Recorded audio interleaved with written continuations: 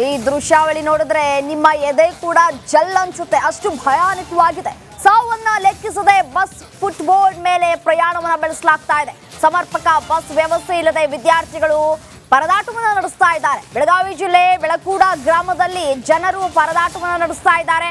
7-8 ಗ್ರಾಮಗಳಿಗೆ ಇರೋದು ಒಂದೇ ಬಸ್ ಅಂತೆ.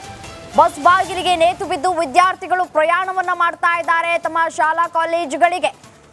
ಸ್ವಲ್ಪ ಯಾಮಾರಿದ್ರು ಜೀವಕ್ಕೆ ಅಪಾಯ ಮಾತ್ರ ಕಟ್ಟಿಟ್ಟ ಬುತ್ತಿ.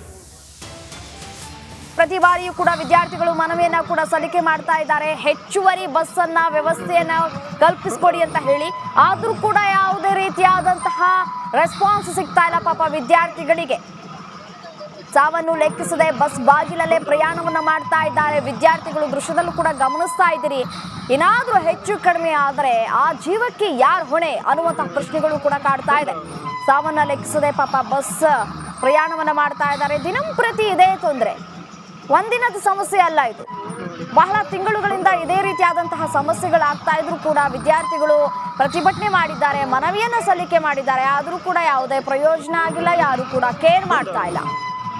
ಕರಗಾವ್, ಡೋಣವಾಡ, ಬೆಳಕೂಡ ವಿದ್ಯಾರ್ಥಿಗಳು ತಮ್ಮ ಶಾಲಾ ಕಾಲೇಜುಗಳಿಗೆ ಹೋಗೋದಕ್ಕೆ ಪರದಾಟವನ್ನ ನಡೆಸ್ತಾ ಇದ್ದಾರೆ.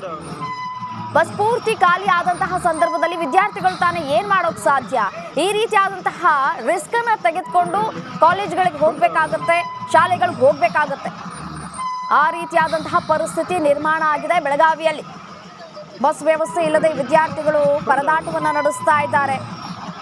ಗ್ರಾಮಸ್ಥರು ಕೂಡ ಮನವಿಯನ್ನ ಕೂಡ ಮಾಡ್ಕೊಂಡಿದ್ದಾರೆ, ಆದ್ರೂ ಕೂಡ ಯಾವುದೇ ಪ್ರಯೋಜನ ಆಗಿಲ್ಲ.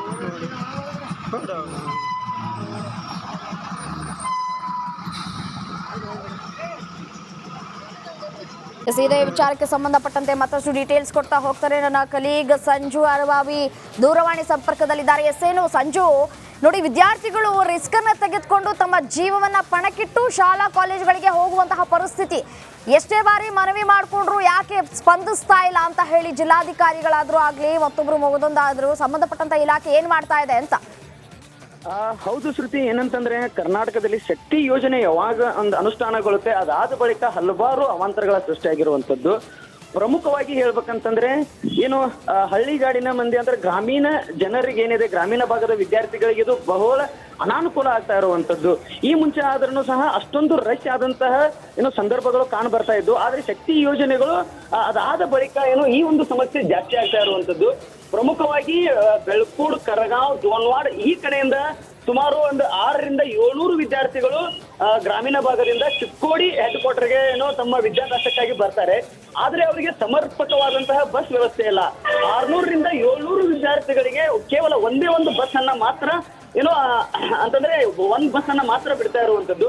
ಹೀಗಾಗಿ ಪ್ರತಿಯೊಬ್ರು ವಿದ್ಯಾರ್ಥಿಗಳಾಗಿರ್ಬೋದು ಅಥವಾ ಈಗ ಬೇರೆ ರೀತಿಯಾದಂತಹ ಕೆಲಸಕ್ಕೆ ಹೋಗ್ತಾ ಇರತಕ್ಕಂತಹ ಸಾರ್ವಜನಿಕರು ಸಹ ಅದು ಒಂದು ಬಸ್ ಅನ್ನೇ ನೆಚ್ಕೊಂಡಿರೋದ್ರಿಂದ ಅನಾಹುತಗಳು ಸಹ ಸೃಷ್ಟಿ ಆಗ್ತಾರೆ. ಈ ಹಿನ್ನೆಲೆಯಲ್ಲಿ ಗ್ರಾಮಸ್ಥರು ಸಹ ಹಲವಾರು ಬಾರಿ ಏನು ಅಂತಂದ್ರೆ KSRTCಗಳಾಗಿರ್ಬೋದು ಅಥವಾ DC ಮನವಿ ಮಾಡಿದ್ರು ಯಾರು ಸಹ ಇದಕ್ಕೆ ಸ್ಪಂದನೆ ಮಾಡ್ತಾ ಇಲ್ಲ ಶ್ರುತಿ. ರೈಟ್, ಧನ್ಯವಾದ ತಮ್ಮೆಲ್ಲ ಮಾಹಿತಿಗಾಗಿ ಸಂಜು. ರಿಪಬ್ಲಿಕ್ ಕನ್ನಡದ ಟಾಪ್ 30ಯಲ್ಲಿ ಯಾವೆಲ್ಲ ಸುದ್ದಿ ಇದೆ ಅಂತ ಹೇಳಿ ಒಂದೊಂದಾಗಿ ನೋಡ್ತಾ ಹೋಗೋಣ. ನಾಪತ್ತೆಯಾಗಿದ್ದಂತಹ ಶಾಸಕ ದದ್ದಲ್ ಕೊನೆಗೂ ಪ್ರತ್ಯಕ್ಷರಾಗಿದ್ದಾರೆ. ಇಂದು ಅಧಿವೇಶನಕ್ಕೆ ವಾಲ್ಮೀಕಿ ನಿಗಮ ಅಧ್ಯಕ್ಷ ಶಾಸಕ ಬಸನಗೌಡ ದದ್ದಲ್ ಆಗಮಿಸಿದ್ದಾರೆ. ಈ ವೇಳೆ ಮಾತನಾಡಿದಂತಹ ಅವರು, ನಾನು ಅಧಿವೇಶನಕ್ಕೆ ಹೋಗ್ತಾ ಇದ್ದೇನೆ, ಅಧಿವೇಶನದ ಬಳಿಕ ನಾನು ಎಲ್ಲಾ ಪ್ರಶ್ನೆಗಳಿಗೂ ಉತ್ತರವನ್ನ ಕೊಡ್ತೇನೆ, ನನಗೆ ಯಾವುದೇ ನೋಟಿಸ್ ಅನ್ನ ಕೊಟ್ಟಿಲ್ಲ ಅಂತ ರಿಯಾಕ್ಟ್ ಮಾಡಿದ್ದಾರೆ. ಈಗ ಎಲ್ಲಿ ಕರೆದಿಲ್ಲ, ನಾನು 2 ದಿವಸ ಊರಿಗೆ ಹೋದೆ, ಎಲ್ಲರೂ ಕೂಡ ಮಾತಾಡ್ಕೊಂತ ಇದ್ದೀನಿ.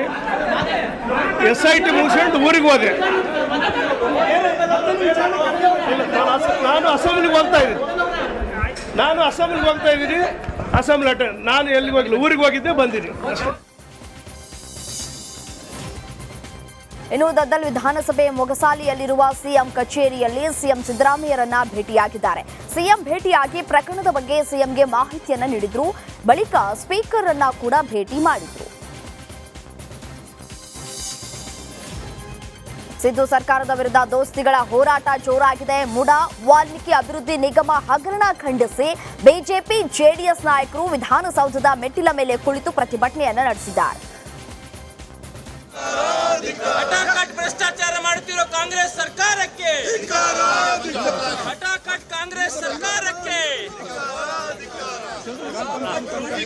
ಕಾಂಗ್ರೆಸ್ ಸರ್ಕಾರಕ್ಕೆ, ಕಾಂಗ್ರೆಸ್ ಸರ್ಕಾರಕ್ಕೆ. ಇದೇ ವೇಳೆ ಸರ್ಕಾರದ ವಿರುದ್ಧ ಕಿಡಿಕಾರಿದ್ದಾರೆ ಬಿವೈ ವಿಜಯೇಂದ್ರ. ಸಿಎಂಗೆ ಸವಾಲ್ ಕೂಡ ಹಾಕಿದ್ದಾರೆ. ಪ್ರತಿಭಟನೆಯಲ್ಲಿ ಮಾತನಾಡಿದಂತಹ ಅವರು, ಸಿಎಂಗೆ ತಾಕತ್ತಿದ್ರೆ ಮುಡಾ ಹಗರಣ ತನಿಖೆಯನ್ನ ಸಿಬಿಐಗೆ ಕೊಡ್ಲಿ, ವಾಲ್ಮೀಕಿ ನಿಗಮದ ಹಗರಣದ ಬಗ್ಗೆ ಉತ್ತರ ಕೊಡ್ಲಿ, ಸದನದಲ್ಲಿ ಸಿಎಂ ಸಿದ್ದರಾಮಯ್ಯ ಉತ್ತರ ಕೊಡಬೇಕು, ದಲಿತರ ಹೆಸರಲ್ಲಿ ಅಧಿಕಾರಕ್ಕೆ ಬಂದು ಹಣ ದೋಚಿದ್ದಾರೆ ಅಂತ ಹೇಳಿ ಕಿಡಿಕಾರಿದ್ದಾರೆ. ಮೂಢ ಹಗರಣವನ್ನ ನಿನ್ನೆ ದಿನ ನಾಟಕ ಮಾಡಿದ್ದಾರೆ.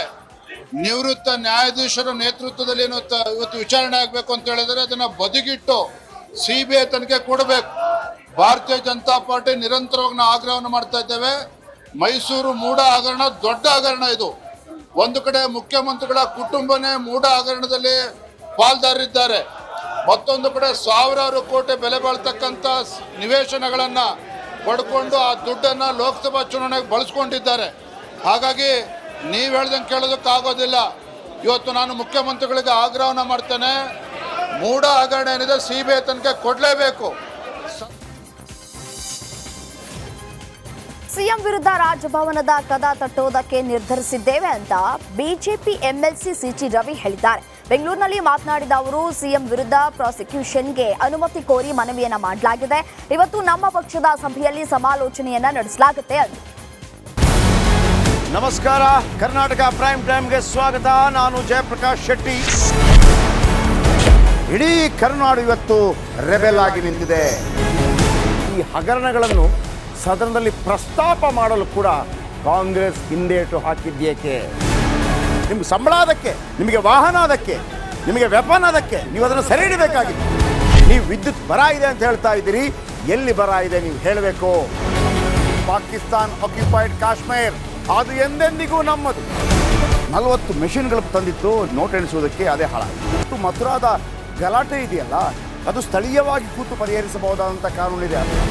ಗ್ಯಾರಂಟಿ ಯೋಜನೆಯಿಂದ ನಷ್ಟ ಆಗಿದೆ, ಲಾಭ ಆಗಿದೆ, ದಯವಿಟ್ಟು ಹೇಳಿ. Dawood Ibrahim most wanted criminal ಯಾವಾಗಾದ ಅಂದರೆ ಇಲ್ಲಿ ತನಕ ಭಾರತ ದೇಶದಲ್ಲಿ ಓರ್ವ ದಲಿತ ಪ್ರಧಾನಿಯಾದಂಥ ಇತಿಹಾಸವೇ ಇಲ್ಲ. ರಿಪಬ್ಲಿಕ್ ವರ್ಲ್ಡ್ ಆಪ್ ಇದು ಕೇವಲ ಅಪ್ಲಿಕೇಶನ್ ಅಲ್ಲ, ಸಮಗ್ರ ಸುದ್ದಿಗಳ ಸಂಪರ್ಕ ಮಾರ್ಗಕ್ಕೆ ಕ್ರಾಂತಿಕಾರಿ ಬದಲಾವಣೆ. ರಿಪಬ್ಲಿಕ್ ವರ್ಲ್ಡ್ ಆಪ್ ಕೇವಲ ಸುದ್ದಿ ಅಪ್ಲಿಕೇಶನ್ ಅನ್ನ ಪರಿಚಯ ಮಾಡ್ತಾ ಇಲ್ಲ, ಬದಲಾಗಿ ಡಿಜಿಟಲ್ ಸುದ್ದಿ ಬಳಕೆಯ ಹೊಸ ಯುಗಕ್ಕೆ ನಾಂದಿ ಹಾಡ್ತಾ ಇದೆ. ಇದೊಂದು ಬ್ರೇಕಿಂಗ್ ನ್ಯೂಸ್, ಪ್ರಭಾವಶಾಲಿ ಕಾರ್ಯಕ್ರಮಗಳಿಗೆ ಗಟ್ಟಿಯಾದ ವೇದಿಕೆ.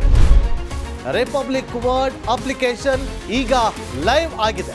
ಗೂಗಲ್ ಪ್ಲೇ ಸ್ಟೋರ್ ಮತ್ತು ಆಪಲ್ ಆಪ್ ಸ್ಟೋರ್ ಎರಡರಲ್ಲೂ ಲಭ್ಯವಿದೆ.